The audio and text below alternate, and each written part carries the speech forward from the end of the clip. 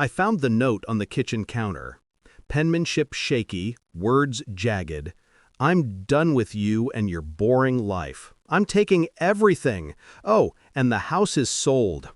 Enjoy what's left. I stared at it. The coffee had gone cold hours ago. My thumb hovered over my phone. I texted back, "Thanks for the heads up." No panic, no pleading, no tears. Just that calm, quiet certainty that comes from knowing the game had already begun, and I was already 3 moves ahead. He didn't know it yet, but I had. Weeks ago, when he thought he was sneaky, I had frozen all assets, quietly shifted titles, prepared exit clauses, and made calls no one would ever expect. Every possession, every account, every credit line he thought he could take, already untouchable. By the time he realized, it would be too late. I remember when we met. The first day I saw him, I thought I had discovered the world itself. Sharp laugh, clever mind, hands that fit perfectly in mine. Love had been easy. Trust had been effortless. I'd never imagined it could rot from the inside out. Invisible, patient, waiting to pounce. It didn't happen overnight. Subtle signs first, a missed anniversary, hushed phone calls, late nights at work. Small inconsistencies that I filed away thinking maybe it was just stress. But the patterns grew. A friend mentioned seeing him at the hotel bar with someone whose name made my stomach knot. Screenshots appeared by accident, a slip of the tongue, a name where it shouldn't be. Every clue pointed to the same brutal truth: betrayal. I could have screamed, I could have confronted him, I could have begged. But those impulses were for amateurs. I didn't flinch. I waited. I studied. I planned. Each night I reviewed our finances, our shared secrets, our legal contracts. I cataloged his habits, his friends, his weaknesses. Every lie he had whispered, every corner he thought he could hide in, I memorized. Calculated. Ready. When the note appeared, I didn't need to read it twice. I knew exactly what he thought he had won. He was jubilant in his mind, imagining a free, clean sweep, picturing my shock, my despair. I smiled behind closed lips. Let him have that illusion a while longer. I arranged the final pieces with surgical precision. A call to the lawyer transferring the house title directly into my name, alerts set on all accounts, automatic redirection of his hidden funds. Even his new friends, the ones he thought were loyal, were quietly informed of his true character. Reputation? Crumbling. Assets?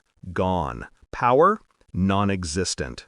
When he walked in that evening, dragging his bags, I was sitting at the kitchen table, calm, coffee freshly poured, no trace of panic on my face.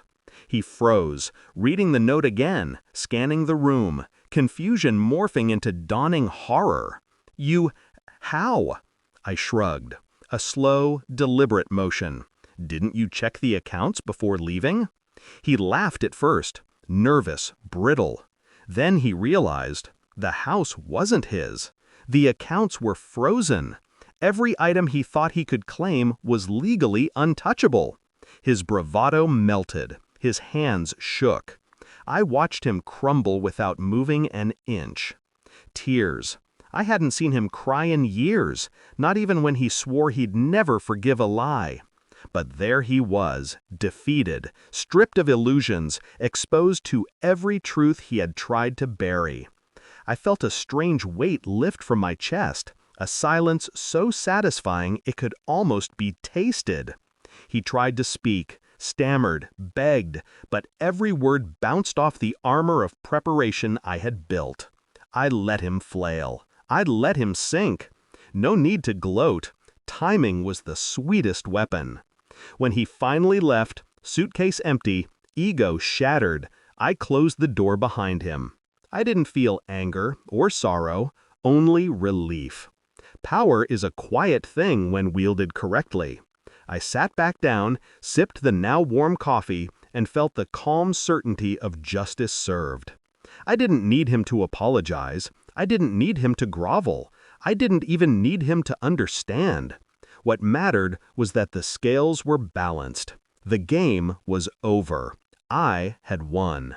And in that victory, I found myself again. Stronger, silent, untouchable. I kept the note. It sits in the drawer, a testament. A reminder that betrayal may arrive unannounced, but when met with patience, intelligence, and resolve, it can be turned into the most beautiful form of justice. He left crying. I stayed calm, and I finally smiled, not at him, but at the quiet power of knowing I had outplayed the one person who thought they had me cornered. If you want, I can also create a more cinematic version with visual tension cues and scene-by-scene pacing so it reads almost like a thriller screenplay. This would heighten the suspense and make the revenge feel even sharper. Do you want me to do that next?